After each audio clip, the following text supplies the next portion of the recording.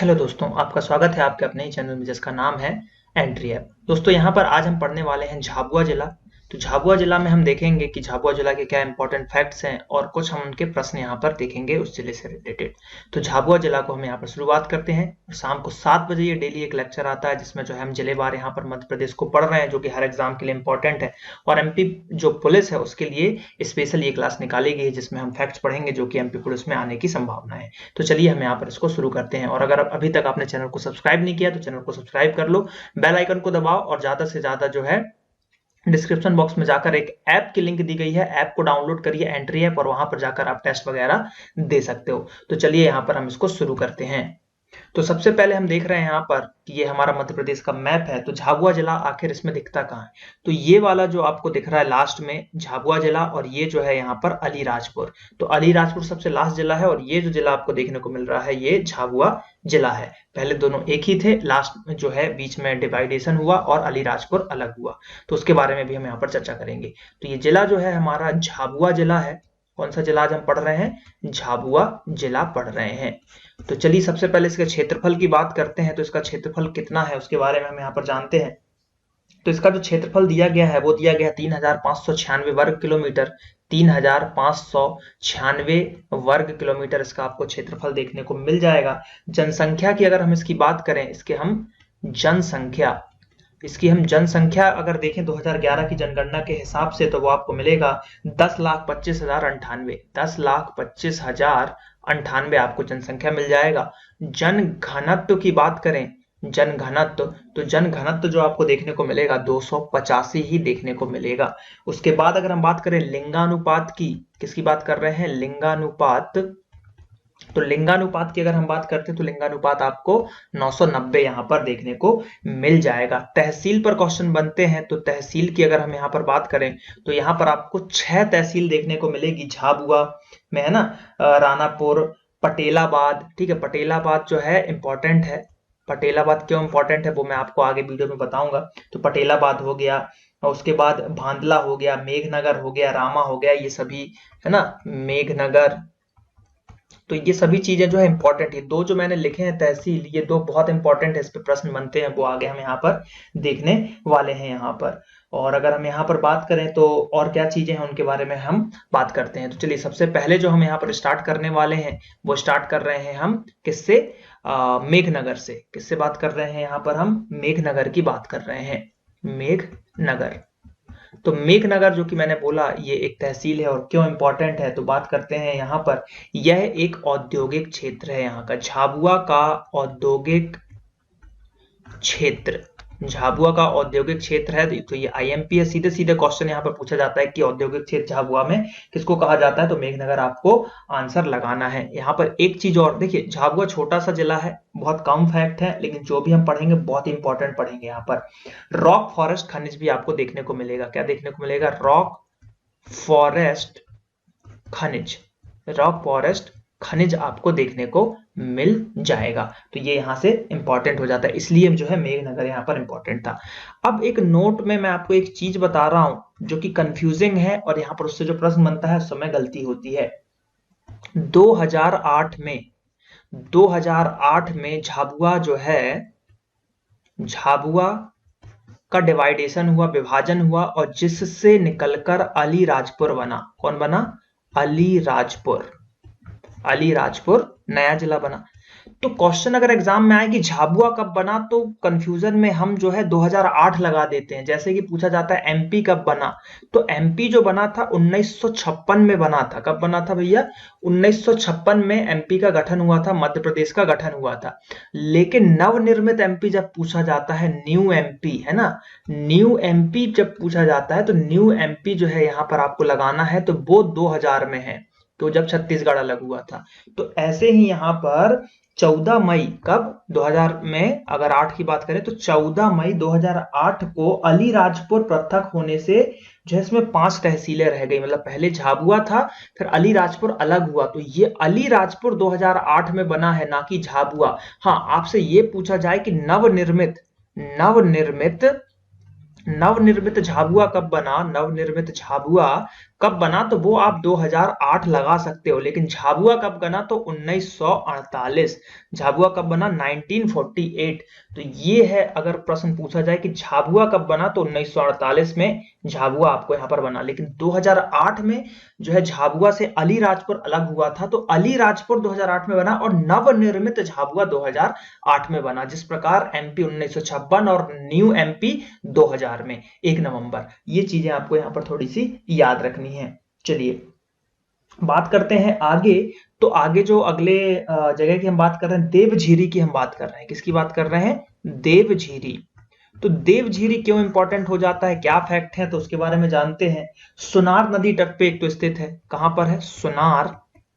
सुनार नदी तट पर स्थित है, तो ये इंपॉर्टेंट हो गया। तो इससे ये पता चला कि झाबुआ में सुनार नदी आपको देखने को मिलेगी, है ना। माही नदी भी आपको जो है झाबुआ के अंतर्गत देखने को मिल जाएगी। भगवान शिव का यहाँ पर प्राचीन मंदिर है। किसका है? भगवान शिव का प्राचीन मंदिर है। भगवान शिव का प्राचीन मंदिर आपको देखने को मिल जाएगा। उसके बाद अगर हम यहाँ पर बात करें, पानी की झीरी भी यहाँ पर मौजूद है। कहां पर? पानी की झीरी भी यहाँ पर मौजूद है। पानी की झीरी, तो इसलिए देव झीरी, भगवान भी है तो देव हो गए यहाँ पर। इस तरीके से चीजें यहाँ पर बताई गई हैं। तो हमने मेघनगर को देखा, हमने जो है देवझीरी को देखा, ये सारी चीजें यहाँ पर हमने देखी, इंपॉर्टेंट देखी। अब बात करते हैं झाबुआ की। तो झाबुआ में जो जनजाति आपको देखने को मिलेगी, जनजाति की अगर हम बात करें तो झाबुआ में जो है आपको मेनली अगर हम बात करें तो भगोरिया जनजाति आपको देखने को मिलेगी। कौन सी? भगोरिया जनजाति। और यहां पर गोंड जनजाति नहीं है।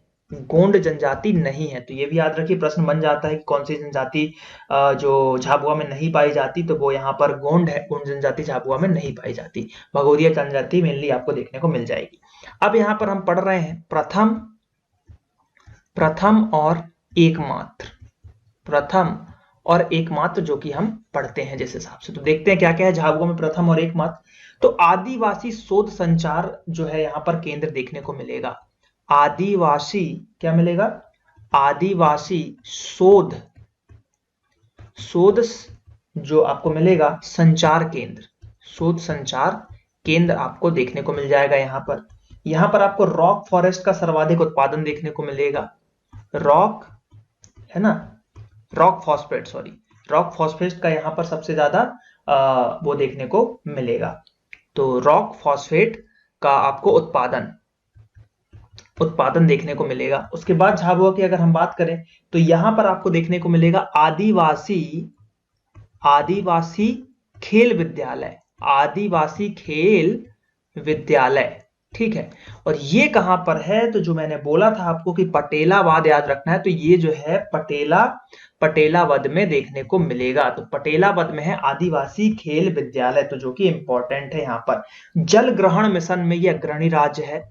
जल ग्रहण मिशन की बात करें तो जल ग्रहण मिशन में अग्रणी जो है यहाँ पर देखने को मिलेगा।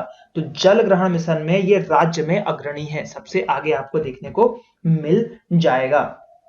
ये क्या करता है? ये गुजरात और अगर हम बात करें गुजरात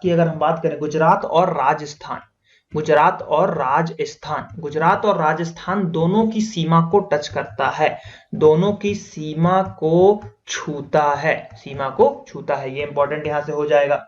यहां पर रेल कोच फैक्ट्री प्रस्तावित है, बना नहीं है, प्रस्तावित है। तो ये भी क्वेश्चन पूछा जा सकता है, रेल कोच फैक्ट्री कहां पर देखने को मिलेगा। डोलोमाइट खनिज भी मिलता है, सबसे ज्यादा रॉक जो है फॉस्फेट आपको देखने को मिलेगा, और यहाँ पर डोलोमाइट खनिज भी आपको देखने को मिल जाएगा। उसके बाद अगर हम बात करें जैसे भगोरिया जनजाति, इसके अलावा और कौन सी जनजाति देखने को मिलती है यहाँ पर? तो भील देखने को मिलती है, भिलाला देखने को मिलती है। ठीक है, लेकिन गोंड जनजाति नहीं होती है। तो ये इंपॉर्टेंट है, आईएमपी क्वेश्चन यहाँ पर बनता है। और ये सभी चीज जो मैंने आपको बताई ये सभी इंपॉर्टेंट है। आदिवासी खेल विद्यालय सबसे ज्यादा इंपॉर्टेंट है, इस पर क्वेश्चन यहाँ पर एग्जाम में पूछा जाता है। तो ये सारी चीजें यहाँ पर इंपॉर्टेंट है।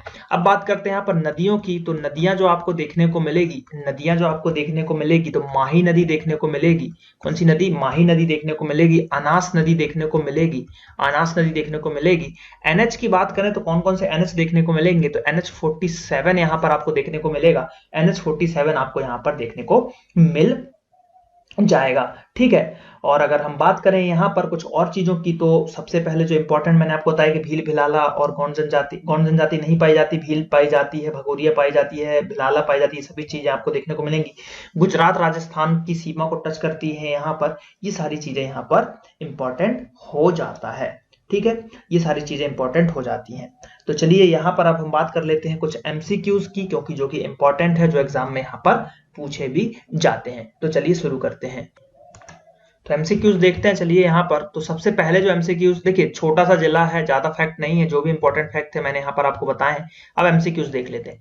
तो झाबुआ जिला कब बना? जैसे कि पहला ही क्वेश्चन आ गया। तो झाबुआ जिला जैसा कि 2008 भी है ऑप्शन में, 2010 भी है और 1948 भी है। तो जैसा कि मैंने आपको बताया कि 2008 में क्या हुआ था, तो 2008 की अगर बात करें तो इसमें अलीराजपुर अलग हुआ था। अलीराजपुर अलग हुआ। तो अलीराजपुर बना 2008 में, ना कि झाबुआ। झाबुआ तो पहले ही बन गया था 1948 में। हाँ, लेकिन यहां पर यह लिखा होता कि नवनिर्मित, ठीक है, नवनिर्मित झाबुआ कब बना? तो ये आपको लगाना होगा 2008। लेकिन यहां पे पूछा गया झाबुआ, तो 1948 इसका सही आंसर होगा। तो इसका सही आंसर क्या हो जाएगा? 1948। चलिए आगे बढ़ते हैं यहाँ पर कि झाबुआ का औद्योगिक क्षेत्र कौन सा है? झाबुआ का औद्योगिक क्षेत्र तो देवझिरी है क्या? नहीं, यहाँ पर तो हमने देखा था कि पानी की झिरी है, भगवान शिव का मंदिर है, सुनार नदी के तट पे बैठा है। मेघनगर हमने पढ़ा था कि मेघनगर जो है औद्योगिक क्षेत्र है। क्या है? मेघनगर एक औद्योगिक क्षेत्र है जहां पर रॉक है, यहाँ पर रॉक फॉस्फेट खनिज आपको देखने को मिलेगा। रॉक फॉस्फेट खनिज देखने को मिलेगा। तो ये इंपॉर्टेंट हो जाता है। तो इसका सही आंसर क्या होगा? इसका सही आंसर हो जाएगा मेघनगर। तो मेघनगर एक क्या है? औद्योगिक क्षेत्र देखने को मिलेगा। कहां पर? झाबुआ में। औद्योगिक क्षेत्र कहां पर देखने को मिलेगा भैया? झाबुआ में देखने को मिल जाएगा। चलिए आगे बढ़ते हैं यहाँ पर। तो आदिवासी शोध संस्थान केंद्र कहां पर है? आदिवासी शोध संस्थान या फिर यहाँ पर संचार है, ये शोध संचार केंद्र कहां पर देखने को मिलेगा? भोपाल में, जबलपुर में, अलीराजपुर में या फिर झाबुआ में? भोपाल, जबलपुर, अलीराजपुर गलत है। सही आंसर है इसका झाबुआ में आपको देखने को मिल जाएगा आदिवासी शोध संचार केंद्र। कौन सा?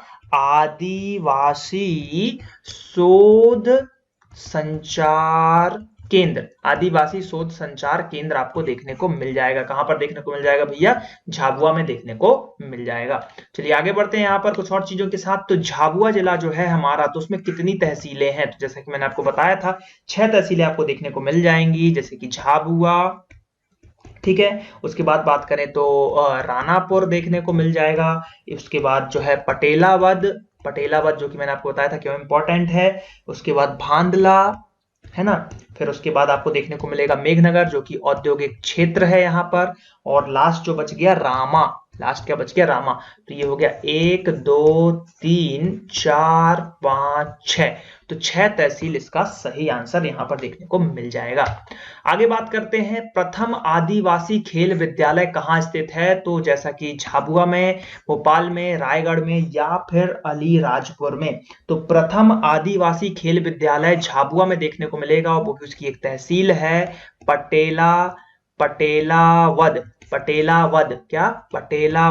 पटेलावद याद रखिएगा। पटेलावद में प्रथम आदिवासी खेल विद्यालय देखने को मिलेगा, झाबुआ के पटेलावद तहसील में स्थित है। तो ये सारी चीजें यहाँ पर इंपॉर्टेंट हो जाती हैं। तो आई होप कि वीडियो अच्छा लगा होगा। अगर वीडियो जो अच्छा लगा है तो वीडियो को लाइक करो, चैनल को सब्सक्राइब करो। डिस्क्रिप्शन बॉक्स में ऐप की लिंक है, ऐप को डाउनलोड करो। वहां पर जाकर एमपीपीएससी का टेस्ट सीरीज भी दे सकते हो। जल्द ही आपको पुलिस की भी टेस्ट सीरीज देखने को मिल जाएगी। चलिए मिलते हैं अगले वीडियो में। Thank you. जय हिंद, जय भारत।